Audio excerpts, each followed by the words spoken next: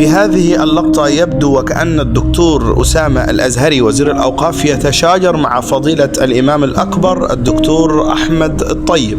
هذا المشهد إن لم ترصده الكاميرات ما صدقناه. من جمال المنظر والمشهد اللي شفته كان لازم أتكلم عن الفيديو ده وما ينفعش أعديه كده وخلاص. ورد فعل الرئيس عبد الفتاح السيسي تجاه الموقف.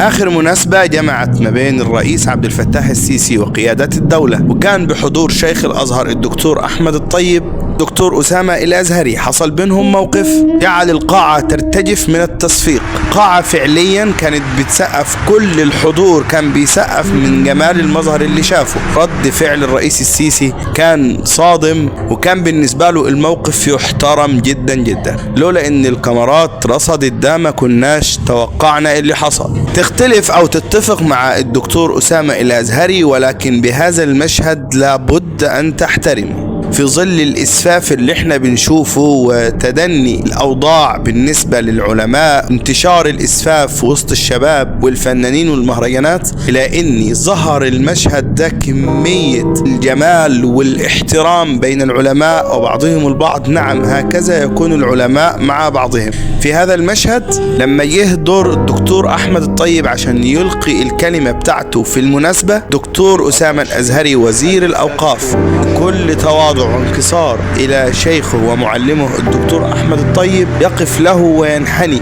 علشان ياخد الأوراق والحاجات اللي مجهزها الدكتور أحمد الطيب اللي هيلقي منها الكلمة. والدكتور أحمد الطيب من جماله رفض إن هو يديله الحاجة وإن هو يشيل الكتب أو الأوراق بتاعته. تواضع من الشيخ واحترام للشيخ واحترام لأنه هو برضه وزير الأوقاف ذو منصب حتى وإن كان طالب عند الدكتور أحمد الطيب. هكذا يكون الاحترام والتبادل بين المعلم والتلميذ أو الطالب. عندما أصبح الطالب وزيرا للأوقاف رفض الشيخ أحمد الطيب أن يعطيه الأوراق، ولكن الدكتور أسامة أصر، وهذا ما رصدته الكاميرات كما يظهر أمامنا الآن. أصر الدكتور أسامة الأزهري أن ياخذ منه الأوراق في موقف يحترم وجميل جدا، أدهش كل الحضور. بالفعل بعد منازعة ما بينهم أو مشادة جميلة رائعة أكثر من رائعة، الدكتور أحمد الطيب تنازل وقرر ان هو يديله الاوراق لما شاف ان هو مصر ان هو هياخد منه الاوراق وهيوصل وهيمشي معاه وهيوصلها له لحد